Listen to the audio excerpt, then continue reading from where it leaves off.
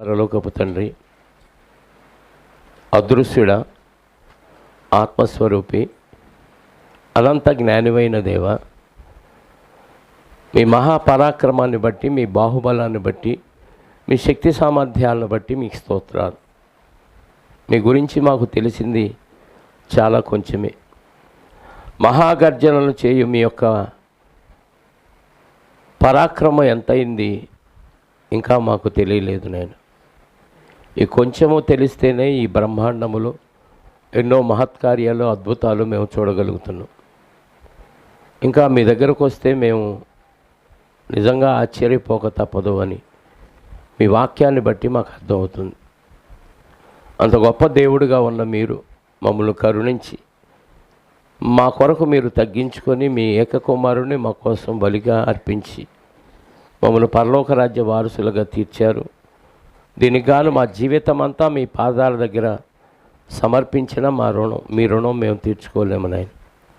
ఇలాంటి పరిస్థితుల్లో తండ్రి, భూమి మీద మీరు ఇచ్చిన ఈ బ్రతుకులో ఇప్పటి వరకు సజీవంగా ఉండి ఎంతవరకు మీ క్రియలు చేశాం, ఎంతవరకు మీ కార్యక్రమంలో పాల్గొన్నాం అనే విషయాలు మేము ఆలోచిస్తూ ఉండగా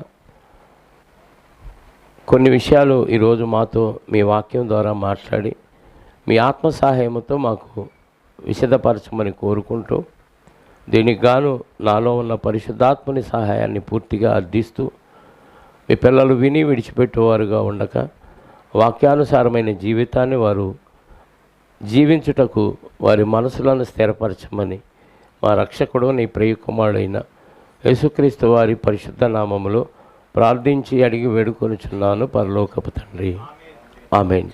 చేరువచ్చిన మీ అందరికీ ప్రభు అయిన క్రీస్తు నామంలో నా శుభాలు, వందనాలు. క్రీస్తులాగా ఉంటేనే మనం పరలోకం వెళ్తాం. పరలోకం కోసమే కదా ఈ ప్రయాస అంతా. పరలోకం రానప్పుడు ఈ సమయం వేస్ట్ ఎందుకు, ఇక్కడ కూర్చోవటం ఎందుకు, ఈ టైం ఎందుకు, ఈ రాసుకోవటం ఎందుకు చెప్పండి. పరలోకం వెళ్తామనే ఉద్దేశంతోనే ఈ ప్రయాస అంతా పడుతున్నాం. ఆ పరలోకం వెళ్ళాలంటే దేవునికి ఎలాంటి పిల్లలు కావాలంటే యేసుక్రీస్తు లాంటి పిల్లలు కావాలండి. యేసుక్రీస్తు లాంటి పిల్లలు అనగానే ఆయన గెటప్ వేసుకొని కనపడే పిల్లలు కాదు. యేసుక్రీస్తు లాంటి పిల్లలంటే యేసుక్రీస్తు లక్షణాలలో ఉన్న పిల్లలు కనపడాలి. యేసుక్రీస్తు లక్షణాలు ఏంటి? యేసుక్రీస్తు లక్షణాలు ఏంటి చెప్పండి, 2-3 చెప్పండి టకటక. తండ్రి చిత్తం నెరవేర్చటం, నిన్ను వల్లే నీ పొరుగువారిని ప్రేమించటం, శత్రువుని ప్రేమించటం. మనం మిత్రులను కూడా ప్రేమించడం, శత్రువులు దాకేందుకు. ఇంకా చెప్పండి, అబద్ధం ఆడటం కదా. ఏం చేయాలి? ప్రాణం మీదకి వచ్చినా, గొంతు మీదకి వచ్చినా నిజమే మాట్లాడాలి. తిట్టిన వాళ్ళని తిట్టాలా, క్షమించాలా? మరి రోజు ఈ కార్యక్రమాలన్నీ మన జీవితంలో ఏదో ఒక సందర్భంలో జరుగుతూనే ఉన్నాయి. అప్పుడు మన స్పందన ఎలా ఉంటుంది? మనం ఎలా ప్రవర్తిస్తున్నాం, ఎలా స్పందిస్తున్నాం అనే దాన్ని బట్టి మనం ప్రభువులాగా ఉన్నామా, మనలాగే ఉన్నామా, లేదు మనకంటే ఒక మెట్టు ఎక్కువగా దేవుని క్రియలు చెడగొడుతున్న సాతానుగాడిలాగా ఉన్నాము. నీలో సమాజానికి ఎవరు కనపడుతున్నారు? నేను మంచిగానే ఉన్నానండి, అయినా వాళ్ళే అపార్థం చేసుకుంటున్నారంటే అలా అపార్థం చేసుకునేవాళ్ళు తక్కువ ఉంటారు, అర్థం చేసుకునేవాళ్ళే ఎక్కువ మంది ఉంటారు.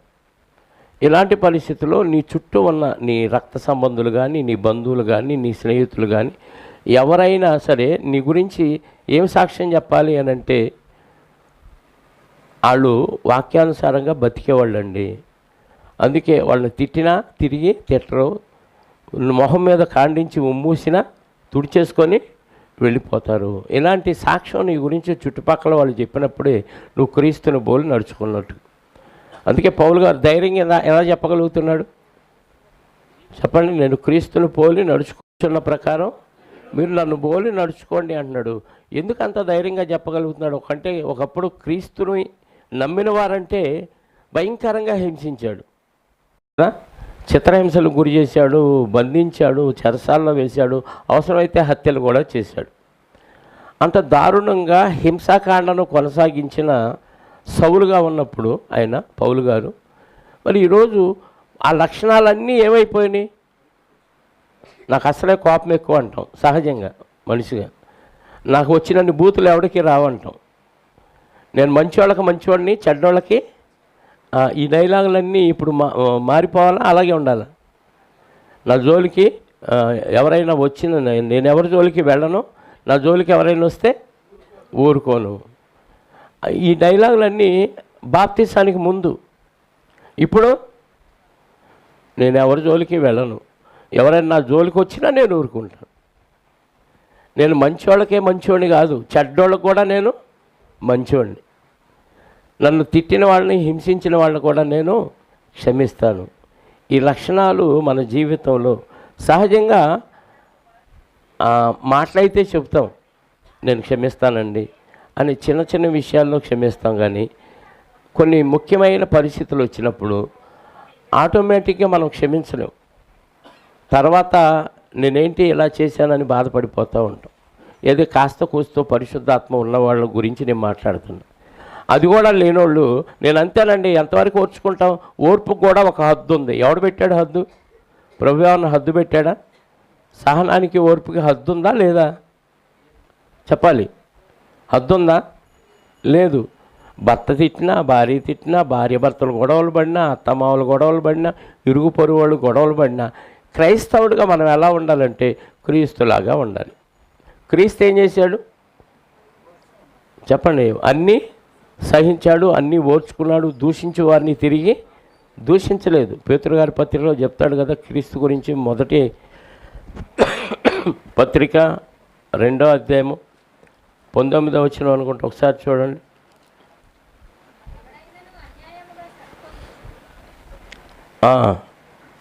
ఎవడైనా అన్యాయంగా శ్రమ పొందొచ్చు. అన్యాయంగా శ్రమ పొందటం వెనక న్యాయమా అన్యాయమా? అంటే నువ్వే తప్పు చేయలేదు, నిన్ను శ్రమ పెట్టారు. ఎవరిని? క్రైస్తవుల్ని.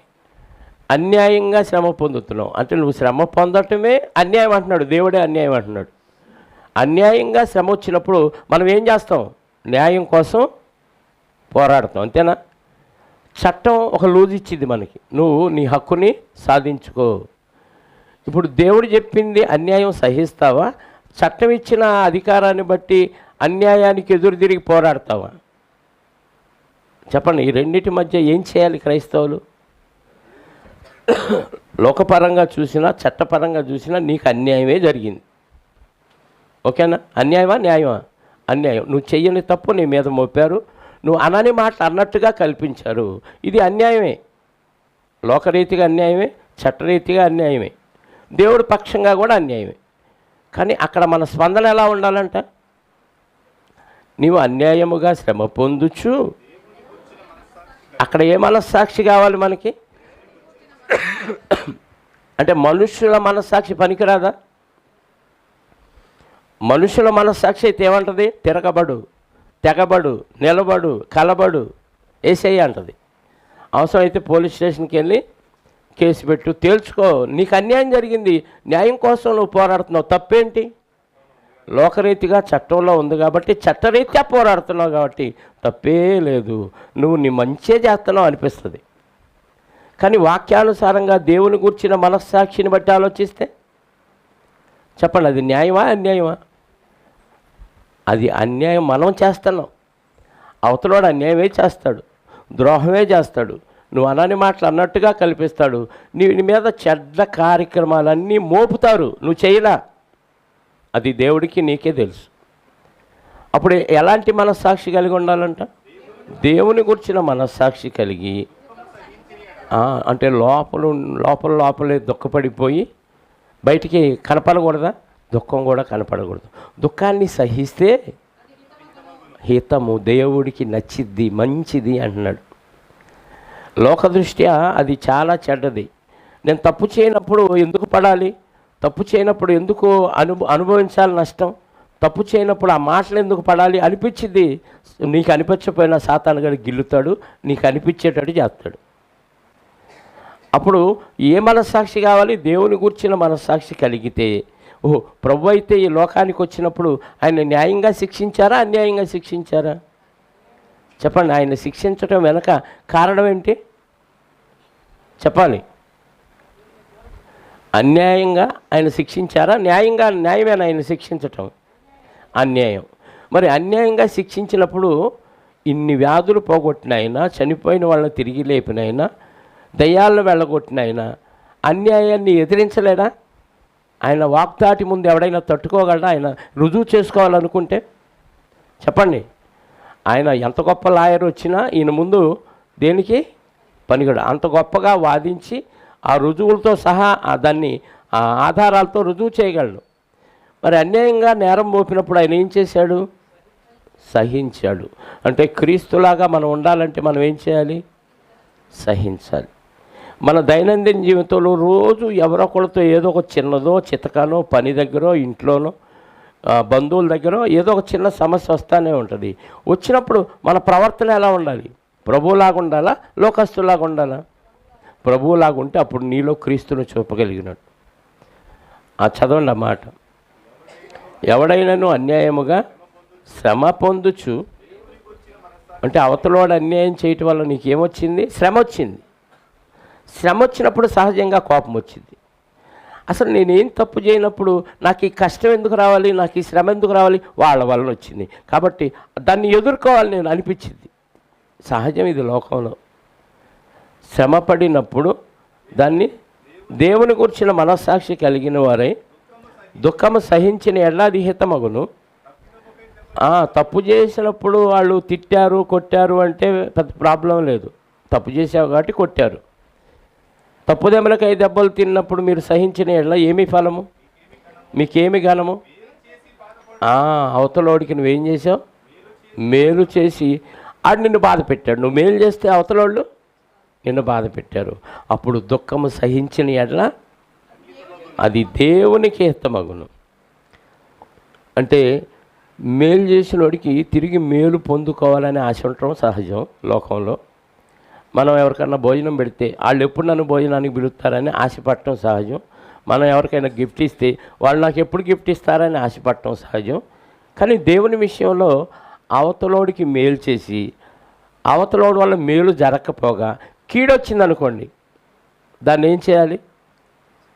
సహించాలి. మనం ఏమి ఎక్స్పెక్ట్ చేసాం? అవతల నుంచి మేలు ఎక్స్పెక్ట్ చేసాం. మనం మేలు చేసాం కాబట్టి ఖచ్చితంగా ఏదో ఒక రోజు వాళ్ళు నాకు మేలు చేస్తారని సహజంగా అనిపించింది మనిషిగా. కానీ వాళ్ళు ఏం చేశారు? మనకి కీడు చేశారు. ఊహించండి ఇది. ఓహో, నేను మేలు చేస్తే వాళ్ళు కీడు చేశారు. ఈ సందర్భంలో ప్రభు ఏం చేశారు? సహించాడు. ఇప్పుడు నేనేం చేయాలి? సహించాలని నోటితో చెబుతున్నాం, కానీ ఆ సిచ్యువేషన్లోకి వెళ్ళినప్పుడు నేను కాబట్టి కాస్త ఓర్చుకున్నా. అంటే ఒక స్టేజ్ దాకా ఓర్చుకుంటాం, ఆ తర్వాత కట్టలు తెంచుకొని భరిస్తాం. అంటే కొంత ఓర్చుకున్నా కానీ సంబరపడకూడదు. ఎప్పటిదాకా ఓర్చుకోవాలి? పూర్తిగా సహించాలి. అప్పుడు దేవునికి హితమగును. దేవుడికి నచ్చే విధంగా నువ్వు ఉన్నావా? మనుషులకు నచ్చే విధంగా ఉన్నావా? నీ ఈగో సాటిస్ఫై అయ్యే విధంగా ఉన్నావా? సెల్ఫ్ సాటిస్ఫాక్షన్ అంటారు కదా. మన ఈగో సాటిస్ఫై అయ్యే విధంగా మనం ఉంటే ప్రయోజనం లేదు. ఇంకా క్రీస్తు కూడా కింద మాట, క్రీస్తు కూడా మీ కొరకు. ఎవరి కొరకు? ఆయన కొరక మన కొరక? మనం ఎవరి కొరకు బాధపడుతున్నాం? మన కొరకే. మన కుటుంబం, మన బంధువులు, రక్త సంబంధుల కొరకు మనం బాధపడుతున్నాం. కానీ క్రీస్తు అంటే మనం ఇతరుల కొరకు బాధపడుతున్నప్పుడు ఇతరులే మనల్ని ఇబ్బంది పెడితే, అరే నేను కష్టపడుతుంది మీకోసం, మీరు మళ్ళీ నన్ను ఇబ్బంది పెడితే ఎలా పట్టదని చెప్పండి? నేను అసలు పడను అని వదిలేసి వెళ్ళిపోతాం. క్రీస్తు కూడా మన కొరకు బాధపడి నాలాగా మీరు కూడా బాధపడండి రా నాయనా అని అడుగుజాడలు వేసాడంట. అంటే ఒక బాట ఏర్పాటు చేశాడు. నడుచుకున్నట్లు మీకు మాదిరి ఉంచిపోయాను. ఆయన ఏ తప్పు చేయలేదు, పాపం చేయలేదు. ఆయన నోట్లో అసలు కపటమే లేదు. ఆయన దూషించిన వారిని తిరిగి దూషించలేదు. శ్రమ పెట్టబడి బెదిరింపక, శ్రమ పెట్టబడి బెదిరింపక. అంటే శ్రమలు వచ్చినప్పుడు ఏం చేస్తాం? మనం బెదిరిస్తాం. కాస్త కూస్తో రాజకీయ పలుకుబడి ఉందనుకోండి. నేనెవరో తెలుసా? మొన్న చిన్నపిల్లని పాడు చేశాడు కదా, 8 ఏళ్ల పాపని. పెద్ద ఆయన ఒక ఆయన తుని ప్రాంతంలో, నేనెవరో తెలుసా? కౌన్సిలర్ని అంటున్నాడు. అంటే బెదిరిస్తారా? తప్పు చేసి కూడా ఏం చేశాడు? ఓటెత్తున్నాడు, బెదిరెత్తున్నాడు. ఇంకా ఈడు పాడు చేసింది కాక ఆ అమ్మాయి చేయబట్టుకుంటున్నాయిందని వాడిని బెదిరెత్తున్నాడు. ఏమండి, ఈయన ఏ తప్పు చేయలేదు యేసుక్రీస్తు వారు. అవతలవాడు ఏమన్నంటే బెదిరించే అవకాశం ఈయనకు ఉందా లేదా? నేను ఎవరినో తెలుసా, ఎక్కడి నుంచి వచ్చానో తెలుసా, నేను అంటే ఇదిగో నా 16,000 సైన్య సమూహం వచ్చి మిమ్మల్ని నాశనం చేస్తారు, నాకు ఆ కెపాసిటీ ఉంది అని బెదిరించవచ్చు. లేదా ఏదో ఒక రోజు నువ్వు చస్తావు, నా తండ్రి దగ్గరకు వస్తావు, అప్పుడు నేను గెట్అవుట్ అని నరకంలో పడేస్తాను, బెదిరించవచ్చు. కానీ ఏమాత్రం బెదిరించక న్యాయముగా తీర్పు తీర్చు తండ్రికి తన్ను తాను ఆ మంచి చెడులేదో నువ్వు చూసుకయ్యా, నువ్వు నా కోసం రాసిన ప్రకారంగా నేను భూమి మీదకి వచ్చి శ్రమలే అనుభవిస్తాను. దూషించేవారిని దూషించను, నిందించేవారిని నిందించను.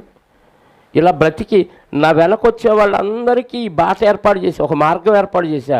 అంటే క్రీస్తుని అంగీకరించిన వారందరూ ఈ మార్గంలోనే నడవాలని ఒక మాదిరి ఏర్పాటు చేశాను. ఇప్పుడు క్రైస్తవులుగా పిలువబడుతున్న వారు ఏ బాటలో నడవాలి చెప్పండి?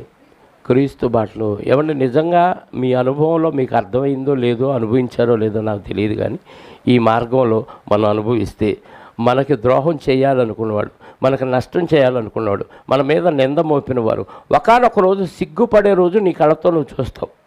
గ్యారంటీ ఇస్తాను నేను. నువ్వు సహిస్తే ఆ సమయాన్ని విడిచిపెట్టి వాళ్ళ మీద శత్రుభావం లేకుండా కోపమంతా తీసేసుకొని ఆయనకు అప్పచెబితే, న్యాయముగా తీర్పు దేవునికి నిన్ను గురించి, ఈ సమస్య గురించి దేవునికి అప్పచెబితే ఎవరికి ఎలాంటి న్యాయం చేయాలో ఆయనకు తెలుసా లేదా? సర్వలోక న్యాయాధిపతి ఆయన. అంతకంటే న్యాయాధిపతి ఇంకెవరు? లోకంలో న్యాయాధిపతులు లంచం తీసుకొని తిమ్మిని బమ్మిని చేస్తారు, బమ్మిని తిమ్మిని చేస్తారు. కానీ దేవుడు అబద్ధం ఆడటం అసాధ్యం. ఆయన దగ్గర పాపానికి అసలు తావు లేదు. ఆయన లంచం పుచ్చుకునేవాడు కాడు. మరి న్యాయంగా తీర్పు తీర్చు దేవునికి నీకు జరిగిన అన్యాయాన్ని ఆయనకి చెప్తే, నువ్వు కోర్టుకి వెళ్ళినా, పోలీస్ స్టేషన్కి వెళ్ళినా, వాడికి డబ్బులు ఎక్కువ ఇచ్చాడు అనుకో ఎదుటోడు, నిన్ను అన్యాయస్తుడే అంటారు. అవసరమైతే వాళ్ళు వదిలిపెట్టి నీకే కోటింగ్లు ఇచ్చి నిన్నే లోపల దోసే అవకాశాలు ఉంటాయి. కానీ దేవుని దగ్గర అలాంటివి ఉండవు. ఎందుకంటే న్యాయంగా తీర్పు తీరుస్తాడు కాబట్టి. నీకు ద్రోహం చేసినా, నీ మీద అనవసరంగా నిందలు వేసినా, నీ మీద అనవసరంగా అపార్థంగా మాట్లాడినా, నిన్ను దూషించినా, నిందించినా, హింసించినా నువ్వు ఎవరిని అనొద్దు. ఎందుకు? ప్రభు అదే మార్గం చూపించాడు కాబట్టి అదే మార్గంలో మనం నడిస్తే వాళ్ళకి ఎలాంటి ట్రీట్మెంట్ ఇవ్వాలో ఇస్తాడా? ఇవ్వడా? ఇస్తాడని నోటితో చెబుతున్నాం, కానీ ఆ సందర్భం వచ్చేలాగా తట్టుకోలేక ఏం చేస్తాం? ఏదో ఒక పదాన్ని ఉపయోగిస్తాం. కోపం వచ్చేసిద్ది, ఫేస్ రీడింగ్ మారిపోద్ది, మొహం అంతా ఎర్రబడిపోయింది, వాయిస్ పెరిగిద్దా తగ్గిద్ది. అప్పుడు తెలియకుండా నీ లక్షణాలన్నీ మనలోకి వచ్చేస్తాయి. అంటే వెంటనే అపవాది ఆవహిస్తాడనమాట. నువ్వేంటి ప్రభువులాగుంటావు, చేతగానేవాడువా, చేతగాని దానివా, సిగ్గులేదు, ధైర్యంగా నువ్వు ఎదుర్కో సమస్యని అని రెచ్చగొడతాడు. ఏ ప్రభువుకు తెలియదా ఈ మాత్రం? ప్రభువుకు ఆ సామర్థ్యం లేదా? ఉందా లేదా? ఉంది. అందుకే క్రీస్తుని ప్రతి వ్యక్తి ఫాలో అవుతూ క్రీస్తులాగా మారితేనే మనకు పరలోకం. గలతీ పత్రిక 5:27 అంటాడు, క్రీస్తు యేసులోనికి బాప్తీసం పొందిన మీరందరూ ఎవరిని? 3:37 గలతీ పత్రిక. క్రీస్తు యేసులోనికి బాప్తీసం పొందిన మీరందరూ క్రీస్తుని ధరించుకొని ఉన్నారు. అంటే బాప్తీసం పొందిన ప్రతి వ్యక్తి ఎవరిని ధరించుకోవాలంట? క్రీస్తుని ధరించుకోవాలంట. మనం ఎవరిని ధరించుకుంటున్నాం చెప్పండి? సినిమాలో హీరోని చూసామనుకోండి, హీరో ఏం చేస్తాడు? తిరగబడతాడు, ఫైట్ చేస్తాడు, చంపుకుంటూ వెళ్ళిపోతాడు, చివరికి శుభం కార్డు పడిపోతుంది. ఇది న్యాయమా చెప్పండి? ఇది న్యాయమా? కాదు కదా. చంపుకుంటా పోతే భూమి మీద ఎవడు మిగలడు. నిన్ను చంపేవాడు ఏదో ఒక రోజు ఎవడొకడు వస్తాడు. ఎంతోమందిని చంపిన రౌడీ షీటర్ని ఎవడో ఒకడు చంపిన సందర్భాలు ఉన్నాయా? ఉన్నాయి. బలం ఎప్పుడు శాశ్వతం కాదు. ఈరోజు బలం ఉంది, రేపు బలం తగ్గిపోవచ్చు. అసలు బలం ఉన్న కత్తికి ఎవరు వెనక ముందు లేదు, గన్నుకి ఎవరు వెనక ముందు లేదు. బలవంతుడే జయిస్తాడు, బలహీనుడు ఓడిపోతాడు అనుకుంటే పొరపాటు. బలవంతుడు కూడా తెలివితో బలహీనుడు చంపొచ్చు. చావు బతుకులు మన స్వాధీనంలో లేవు. కాబట్టి ఎప్పుడూ ఈ బలం ఉంటుంది, మనం ఎప్పుడూ జయిస్తాం అనుకుంటే చాలా పొరపాటు. దేవుని వాక్యానుసారంగా బతికితే, క్రీస్తుని మనం ధరించుకుంటే, అప్పుడు మనం క్రీస్తులాగా జనానికి కనపడితే మనల్ని మెచ్చి మనకు పరలోకం ఇచ్చేది దేవుడు. అందుకే క్రీస్తు యేసులోనికి ఎప్పుడైతే బాప్తిసం పొందామో మన మీద ఎవరిని ధరింపజేశాడు దేవుడు? యేసుక్రీస్తుని ధరింపజేయాలి. ఇప్పుడు పైకి ఎవరు కనపడాలి? మనలో ఎవరు కనపడాలి? ఇప్పుడు గాంధీ గారు అంటే బట్టలు ఉండవు అనుకోండి, ఎవరు గెటప్? సుభాష్ చంద్రబోస్ గెటప్ వేసుకున్నాం అనుకోండి, అప్పుడు ఎలా కనపడతాం? పైకి సుభాష్ చంద్రబోస్ లాగా కనపడతాం.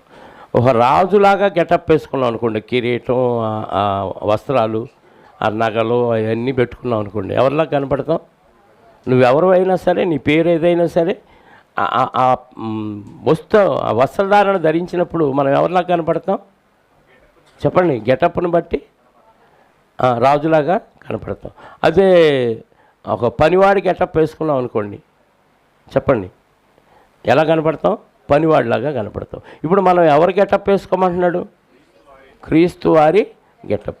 క్రీస్తు వారి గెటప్ వేసుకోవటం అంటే భౌతికంగా ఆయనలాగా అంగీ వేసుకోవటం, జుట్టు పెంచుకోవటం, అలా దీనంగా మాట్లాడటమా? మరి ఎలా? క్రీస్తు గెటప్ అంటే ఎలా ఉంటుంది? 2 చేతులు ఎలా పెట్టి సిలువలో అలా బలైపోవటమా? చెప్పండి. క్రీస్తు గెటప్ అంటే ఎలా ఉంటుంది? క్రీస్తు గెటప్ అది ఒక్క రోజులో వచ్చేది కాదు. రాజుగారి గెటప్ అనుకో, ఒక అరగంట గంటలోపు వేసేసుకోవచ్చు. పనివాడి గెటప్ అనుకోండి 10 నిమిషాల్లో వేసుకోవచ్చు. ఒక పోలీస్ గెటప్ అనుకోండి ఓ పావు గంట అరగంటలో వేసుకోవచ్చు. లాయర్ గెటప్ కాసేపట్లో వేసుకోవచ్చు. ఏ గెటప్ వేసుకోవాలన్నా గంటలో పని. కానీ యేసుక్రీస్తు గెటప్ వేసుకోవటం అనేది ఒకరోజు పని కాదు. ఎన్ని రోజుల పని అది? చెప్పండి, ఎన్ని రోజుల పని?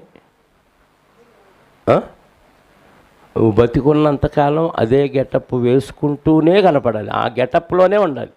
ఎప్పటి నుంచి? ఎప్పుడైతే బాప్తిసం పొందారో అప్పుడు క్రీస్తుని ధరించుకున్నారు. ధరించుకున్న ఆ స్వరూపం, ఆ లక్షణాలు ఆ సందర్భం వచ్చినప్పుడు బయటకు వస్తాయి. ఇప్పుడు బాప్తిసం నేను పొందాను అనుకోండి, నేను క్రీస్తుని ధరించుకున్నానని ఎప్పుడు అర్థమైంది సమాజానికి? చెప్పండి. ఆ సందర్భం వచ్చి అబద్ధం ఆడే సందర్భం ఒకటి వచ్చింది నా జీవితంలో. ఇప్పుడు నేను అబద్ధం ఆడకపోతే, చెప్పండి, అబద్ధం ఆడితే క్రీస్తుని ధరించుకున్నట్టు వాళ్ళకి తెలియదు. అబద్ధం ఆడకపోతే ఈయన ఎందుకు అబద్ధం ఆడలేదు? అంతకుముందు లంచం తీసుకునే ఆఫీసర్ అనుకుందాం, బాప్తిసం పొందాడు, ఇప్పుడు లంచం తీసుకోవటం మానేశారు. ఎందుకు మీరు మానేశారంటే, నేను క్రీస్తుని నమ్ముకున్న క్రైస్తవుడిని కాబట్టి నేను లంచం తీసుకోను. మోసం చేసేవాడు అంతకుముందు, బాప్తిసం తీసుకోగానే మోసం మానేశాడు. ఎందుకు మానేశావంటే, నేను ప్రభువుని ధరించాను కాబట్టి నేను మోసం చేయను. ఇలా ప్రతి విషయంలో మనం జీవిస్తూ ఉన్నాం అనుకోండి, అంటే ఒక రోజులో ఎన్ని సందర్భాలు వస్తే అన్ని సందర్భాల్లో వాక్యానుసారంగా బతుకుతున్నాం అనుకోండి, మనలో ఎవరు కనపడతారు? క్రీస్తు కనపడతారు. అంటే ఇది దైనందిన జీవితంలో కనపరిచే కార్యక్రమే తప్ప ఒకరోజు యేసుక్రీస్తు గెటప్ వేసుకొని సాయంత్రం అవగానే ఇప్పేసి మళ్ళీ దయ్యం గెటప్ ఇంకోటి వేసుకోవటం కాదు. అది మనం ఏం చేస్తాం? మందిరంలో యేసుక్రీస్తు గెటప్ వేసుకొని మందిరం దాటగానే, చెప్పండి, జబర్దస్తు, పాడుతా తీయగా, ఇంకే సీరియల్స్, సినిమాలు, షికార్లు, ఇంకా లోకంలో అన్ని గెటప్పులు మనం వేసేస్తూనే ఉంటాం. చెడు ఈజీగా ఆకర్షించింది, మంచి నేర్చుకోవటం చాలా కష్టం. అందుకే ఫిలిప్పీ పత్రికలో ఒక మాట అన్నాడు, అది అంత ఈజీగా అయ్యేది కాదు అని. ఫిలిప్పీలకు రాసిన పత్రిక అదేనా?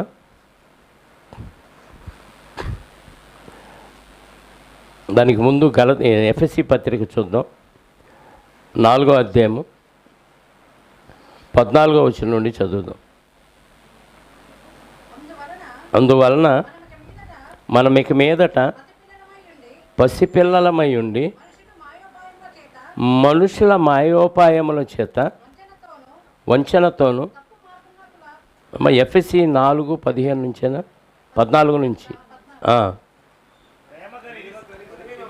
15వ వచనం, ప్రేమ కలిగి సత్యము చెప్పుచు క్రీస్తు వలె ఉండుటకు మనము అన్ని విషయాల్లో ఎలా ఎదగాలి?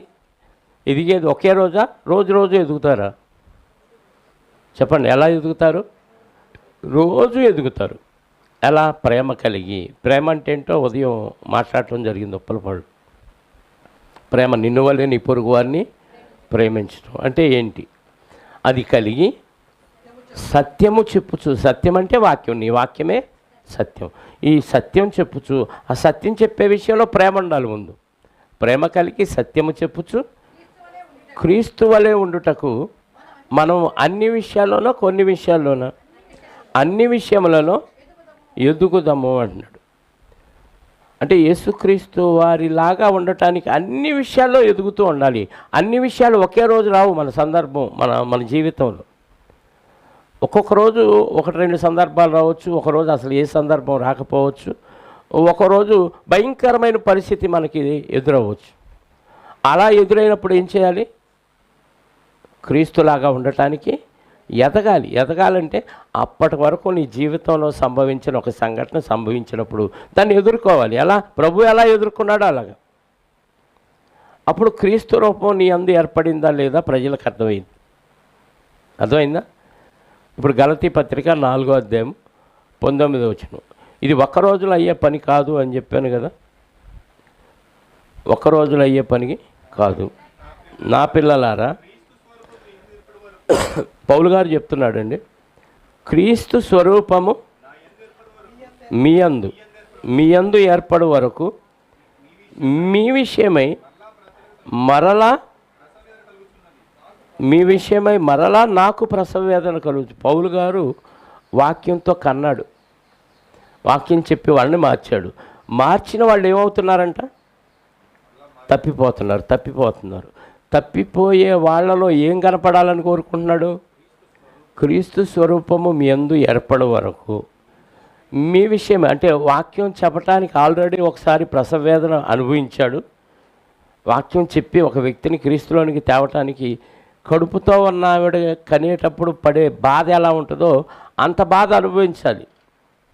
సహోదరులు వెళ్ళి బయట సువార్త ప్రకటిస్తున్నప్పుడు అవతల వాళ్ళ మనస్తత్వం ఏంటి, వాళ్ళకి ఎలా చెప్పాలి ఏంటని ఆలోచించి వాళ్ళు అడిగే ప్రతి ప్రశ్నకి సమాధానం చెబుతూ ఎలాగైనా ఈ వ్యక్తిని క్రీస్తులో కనాలి అని బాధ అనుభవిస్తూ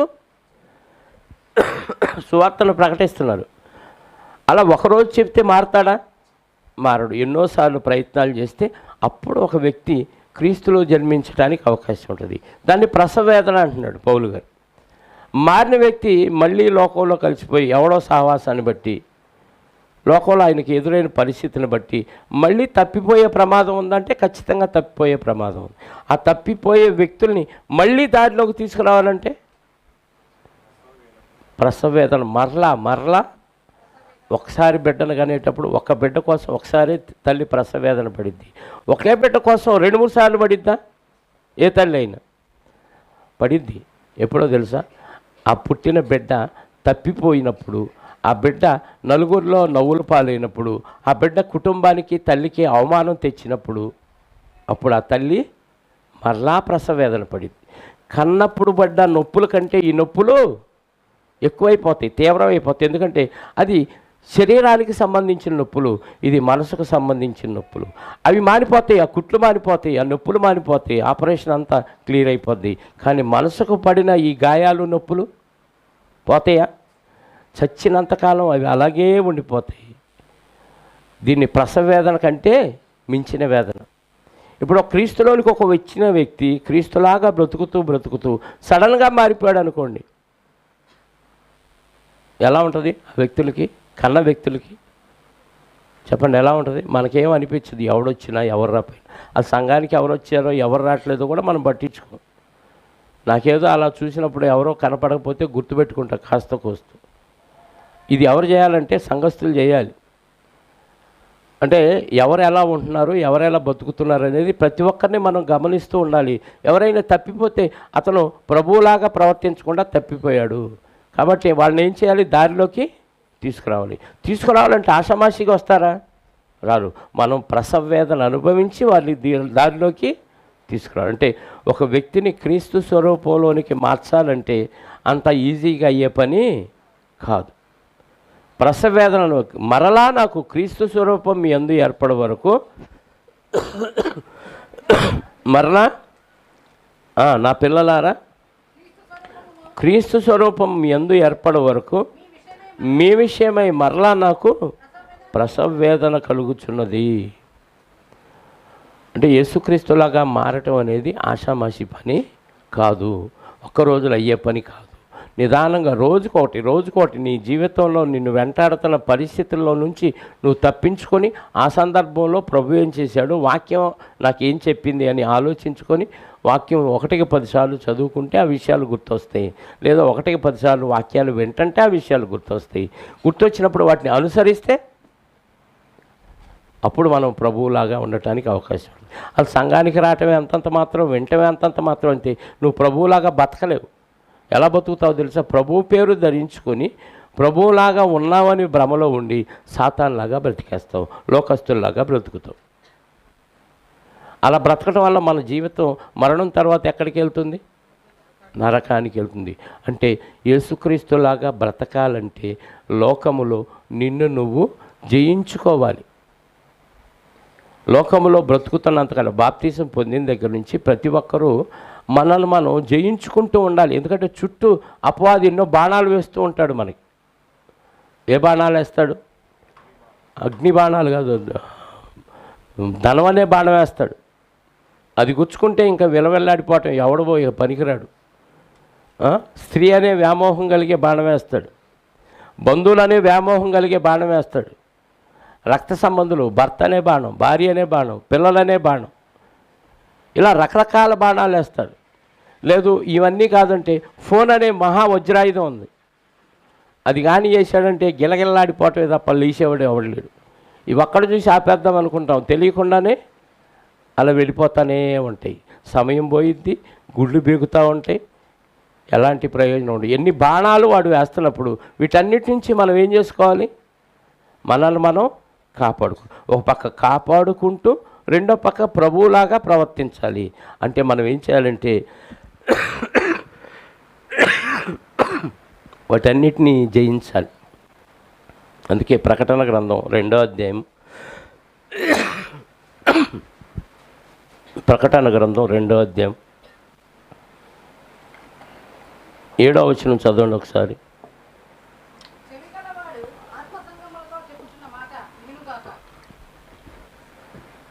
అక్కడ విడగొట్టి చదివితే బాగా అర్థమైంది.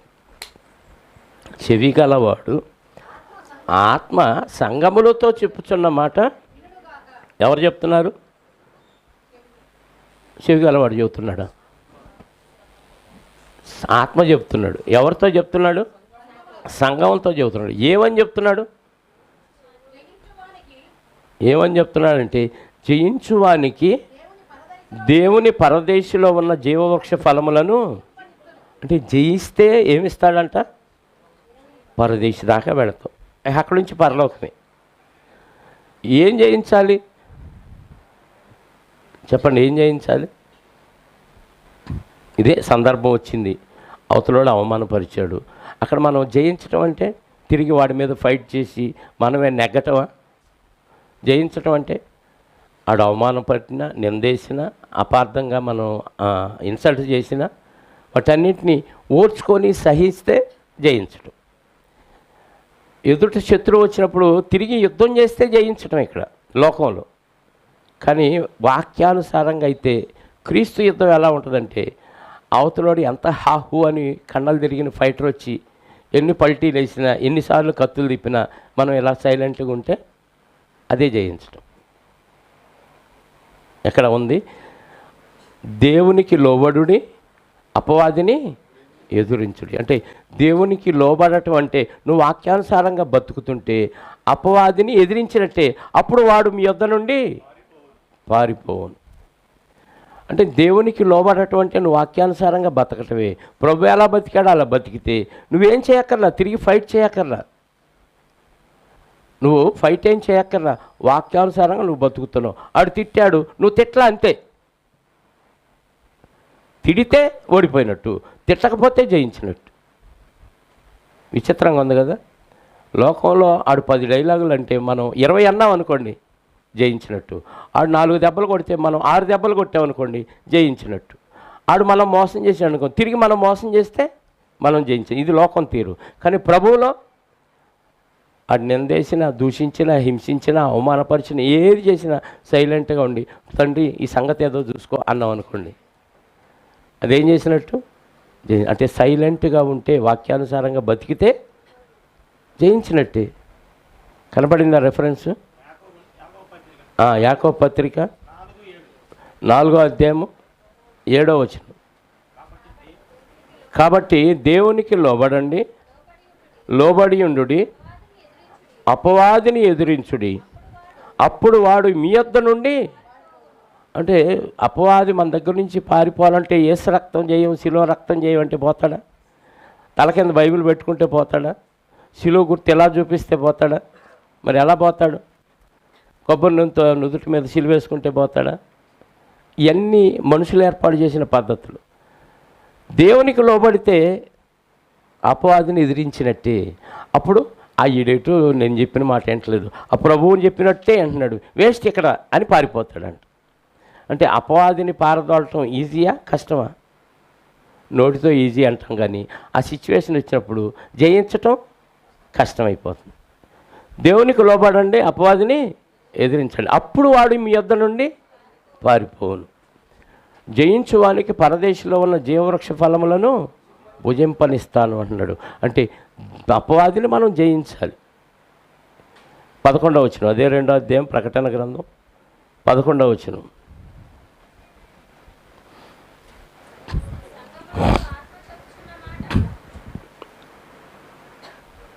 రెండో అధ్యాయం 11వ వచనం. సంగములతో ఆత్మ చెప్పుచున్న మాట చెవిగలవాడు వినుగాక, జయించువాడు రెండవ మరణం వలన ఏ హానియో చెందడు, ఏ హానియో పొందడు. లేకపోతే రెండవ మరణం అంటే తెలుసా? రెండవ మరణం 20వ అధ్యాయము 15వ వచనంలో ఉంటుంది చూడండి, లేదా 21వ అధ్యాయం 8వ వచనం చివరిలో ఉంటుంది ప్రకటన గ్రంథంలో. 21:8లో అగ్నిగంధకములతో మండు గుండములో పాలు పొందుదురు, ఇది రెండవ మరణం, అంటే నిత్య నరకం. జయించువాడు రెండవ మరణం వల్ల ఏ హానియో చెందడు. అంటే రెండవ మరణం వలన మనిషికి ప్రమాదం రాకూడదు. అంటే నరకానికి పోకుండా ఉండాలంటే నువ్వేం చేయాలి చెప్పండి? అగ్నిలాంటి మహాశ్రమలను జయించాలి. ఇక్కడ అగ్నిలాంటి మహాశ్రమలను జయించటం ఈజీయా, అగ్నిలో కాలటమా? ఏది హ్యాపీగా ఉంటుంది? ఇక్కడ శ్రమలు ఎలా ఉంటాయి అంటే మంటల్లో కాలిపోతున్నట్టుగా ఉంటాయి. అది కొద్ది క్షణాలే, దాన్ని జయించామనుకో అన్నీ చల్లారిపోతాయి. కానీ రెండవ మరణానికి వెళ్ళే అగ్ని ఎలా ఉంటుంది? ఆరని అగ్ని. అది కొద్దిసేపు కొద్ది క్షణాలు ఉండే ఈ సెగ తట్టుకోవటం ఈజీయా, శాశ్వత కాలం ఉండే ఆ సెగ తట్టుకోవటం ఈజీయా? అది ఇంకా చల్లారే అగ్ని కాదు. నువ్వు ఎన్ని తపస్సులు చేసినా తగ్గే వేడి కాదు. ఇక్కడ వేడివేడిగా ఉంటుంది కాసేపు వాతావరణం అంతా, ఇది చాలా హాట్ గురు అన్నట్టుగా ఉంటుంది. కానీ నువ్వు జయించేసావు అనుకో, మొత్తం వర్షం వచ్చి చల్లబడినట్టుగా మొత్తం చల్లారిపోతుంది. ఏంది ఇప్పుడు దాకా ఇంత భయంకరంగా ఉంది, సడన్గా ఇలా మారిపోయింది ఏంటంటే వాతావరణం అలా మార్చేస్తాడు దేవుడు. అది నువ్వు అనుభవిస్తే అర్థమైంది. ఆ సమయంలో భయంకరమైన సిచ్యువేషన్లో ఎంత భయంకరంగా ఇక దీనికి పరిష్కారం లేదు అనే పరిస్థితిలో కూడా సడన్గా వాతావరణంలో సడన్గా మబ్బులు కమ్మి వర్షం పడినట్టుగా సమస్యలన్నీ ఏకదాటిలో పరిష్కారం అయిపోతాయి. అలా జయిస్తే, ఈ వేడి నుంచి మనం తట్టుకుంటే, ఈ వేడి వాతావరణం నుంచి తప్పించుకుంటే, దేవుడికి అప్పచెబితే ఏం చేస్తా అంటే రెండవ మరణం వలన ఏ హాని చెందడు. రెండవ మరణం వలన ఏ హాని చెందడు అంటే నరకానికి పోకుండా తప్పించుకుంటావు. యేసుక్రీస్తు వారు జయించాడా? ఏం జయించాడు? పరదేశంలో ఉన్న జీవవృక్ష ఫలాన్ని భుజిస్తాడు అంటే యేసుక్రీస్తు వారు సాతాన్ని, లోకాన్ని, శరీరాన్ని, ధర్మశాస్త్రాన్ని కూడా జయించాడు. అందుకే ఆయన పరదేశికి వెళ్ళాడు. రెండో మరణం నుంచి ఆయన తప్పించగలిగాడు. హెబ్రీ పత్రిక 5:17 5:7 అంటాడు కదా, శరీరధారి అయిన దినాల్లో ఆయన మహారోదనతోనూ కన్నీళ్లతోనూ తన్ను మరణము నుండి రక్షింపగలవానికంటే ఏ మరణం? రెండవ మరణం నుండి రక్షింపాలిగా దేవునికి ప్రార్థనలు యాచనలు సమర్పించి భయభక్తులు కలిగి ఉన్నందున ఆయన అంగీకరింపడ్డాడు. అర్థమైందా? అంటే ఇన్ని శ్రమలు అనుభవించి రెండవ మరణం నుంచి తప్పించయ్యా అని ప్రార్థన చేశాడు కాబట్టి ఆయన రెండవ మరణం చూడకుండా జయించాడు కాబట్టి తండ్రి కుడి పార్శ్వం ఆసీనుడై ఉన్నాడు. 17వ వచనం, 2వ అధ్యాయం ప్రకటన గ్రంథం 17వ వచనం. సంగములతో ఆత్మ చెప్పుచున్న మాట చెవిగలవాడు వినుగాక, జయించువానికి మరుగై ఉన్న మన్నాను భుజింపనెత్తును. చాలమ్మ, మరుగై ఉన్న మన్నాను. ఇశ్రాయేలీయులు అరణ్యంలో మన్నా తిన్నారు, చనిపోయారు. కానీ యేసుక్రీస్తు శరీరం అనే మన్నా తిన్నవాడు మరుగై ఉన్న మన్నాను భుజింప. ఆ మన్నా తిన్నవాడు ఇంకెప్పటికీ మరణం చూడడు. మన్నా తినాలంటే నువ్వు ప్రభువును పోలి నడుచుకోవాలి తిన్నట్టప్పుడు. ఇప్పుడు మనం ప్రతి ఆదివారం తీసుకుంటున్నది ఏంటి? మరుగై ఉన్న మన్నా. అది ఆకాశం నుంచే కురిసింది ఇశ్రాయేలీయులకి. ఇది కూడా పరలోకం నుంచే దిగి వచ్చిన ఆహారం. ఇది నా శరీరం. యోహాను సువార్త 6లో చెప్తాడు, తీయొద్దులండి. నా శరీరమును భుజించేవాడు ఎన్నడూ మరణము రుచి చూడడు. అంటే పరలోకం నుంచి వచ్చిన మరుగైన మన్నాన్ని మనం భుజిస్తే ప్రభువుని తింటున్నప్పుడు ప్రభు లక్షణాలే మనలో కనపడదు. అర్థమైందా? ప్రభువులాగా మనం బతకటానికి అవకాశం ఉంది. అందుకే రొట్టె రసం జ్ఞాపకం చేసుకునేది. ఎందుకంటే నువ్వు ప్రభువుని నమ్ముకున్నావు, ప్రభువులాగా బ్రతకాలి, ప్రభువు బాటలోనే నడవాలి, ఆయన అడుగు జాడలోనే నువ్వు నడవాలి, ప్రభువుని ధరించుకున్నావు, ప్రభువుని నీలో కనపరచాలని తెలియచేయటానికే ప్రతి ఆదివారం రొట్టె రసం తీసుకున్నావు. ఇది మరుగై ఉండమన్నా. ఇది భుజిస్తున్నావు. కొంతమంది మానేస్తూ ఉంటారు. ఎందుకు? తెలియక. పోనీ మానేయాలా మానేయకూడదా అడుగుతారా సలహా అంటే దిక్కుమాలిన సలహాలు అడగరు. అట్లాంటి కదా, లోకంలో పనికిమాలిన సలహాలు అడుగుతారు కానీ ఇలాంటి విషయాలు అడగరు. ఈరోజు నేను తప్పు చేశాను కాబట్టి తీసుకోకూడదు అంటారు. ఇక అట్లా తప్పు చేస్తూనే ఉంటాం, తీసుకోకుండా ఉంటాం, వెనకబడిపోతాం. క్రీస్తుల రూపానికి మారాల్సిన మనం దయ్యం రూపంలోనికి మారిపోతాం, వెనకబడిపోతాం. స్కూల్కి వెళ్తున్నప్పుడు ఎంతో కొంత పాస్ అవటానికి స్కూలే మానేస్తే ఉపయోగం లేదు, తప్పిపోవటానికి అవకాశం ఉంది. అదే 2వ అధ్యాయం 26వ వచనం నుండి, నేను నా తండ్రి వలన అధికారం పొందినట్లు జయించుచు అంతం వరకు నా క్రియలు జాగ్రత్తగా చేయువానికి జనుల మీద అధికారం ఇచ్చేదను. అతడు ఇనుపదండముతో వారిని ఏలును.